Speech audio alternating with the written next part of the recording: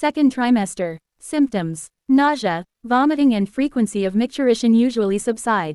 Amenorrhea, absence of menstruation continues. Quickening. First perception of fetal movement by the mother. Felt around the 18th week, earlier in multipara, around 16 weeks. Useful in estimating the expected date of delivery, ed. Progressive abdominal enlargement due to growing uterus. General examination. Cloasma, mask of pregnancy, pigmentation over the cheeks and forehead may appear by 24th week. Breast changes. Enlarged breasts with prominent veins. Secondary areola becomes visible around 20th week, especially in primigravity. Montgomery's tubercles are prominent. Colostrum becomes thicker and yellowish by 16th week. Striae gravidarum, stretch marks may appear. Abdominal examination. Inspection. Linea nigra, dark line from symphysis pubis to xiphoid, visible around 20th week. Striae on lower abdomen, especially towards the flanks. Palpation. Fundal height increases progressively. 16 weeks. Midway between symphysis pubis and umbilicus. 24 weeks. At level of umbilicus. 28 weeks. At junction of lower third and upper 2/3 between umbilicus and xiphisternum. Uterus becomes soft, elastic, and ovoid in shape. Braxton Hicks contractions are felt. Fetal parts become palpable by 20th week. Active fetal movements felt externally by 20th week. External ballottement possible by 20th week. Easier in breech presentation. Difficult in obesity or low amniotic fluid. Auscultation. Fetal heart sound, FHS. Heard by ordinary stethoscope between 18 to 20 weeks. Sounds like a watch ticking under a pillow. Rate. 110 to 160 BPM. Other sounds. Uterine souffle. Soft blowing, synchronous with maternal pulse, heard best at uterus sides. Phonic souffle. Due to blood flow through umbilical arteries, synchronous with fetal heart.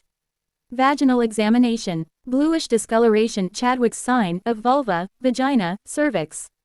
Softening of cervix. Internal ballottement, elicited between 16 to 28 weeks. May not be detectable in low amniotic fluid or transverse lie. Investigations, imaging studies. Ultrasound, USG, at 18 to 20 weeks. Fetal anatomy, placental position, cervical canal integrity. Gestational age via BPD, HC, AC, Florida, most accurate between 12 to 20 weeks. BPD, measured at thalami and cavum septum pellucidum. Confirms fetal viability via cardiac activity. MRI, used for detailed evaluation of fetal anatomy and malformations.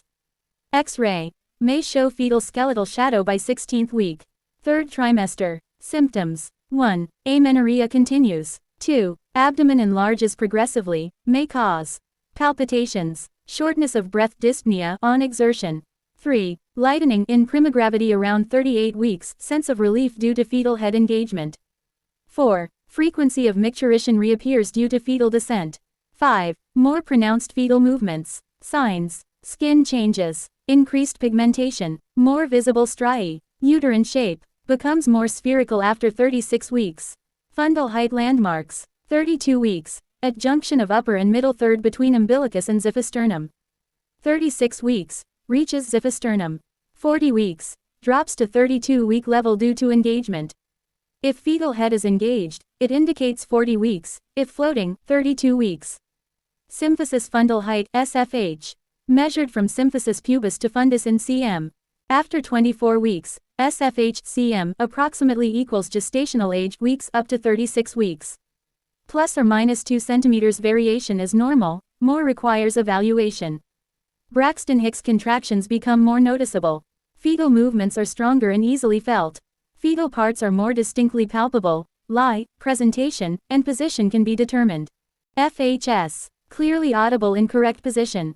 May be hard to detect in obese women. Polyhydramnios. Occipitoposterior lie. Intrauterine death, IUD. Ultrasound, sonography. Gestational age estimation less accurate, plus or minus 3 weeks. Fetal growth. Assessed via AC at the level of umbilical vein. Used to detect IUGR or macrosomia. Fetal weight estimation, done using Hadlick's tables. Amniotic fluid index, AFI. Less than 5, oligohydramnios. Greater than 25, polyhydramnios. Placental assessment, location e.g., previa or fundal. Thickness and abnormalities e.g., in diabetes. Other details, fetal life, number, presentation, and organ anatomy re-evaluated.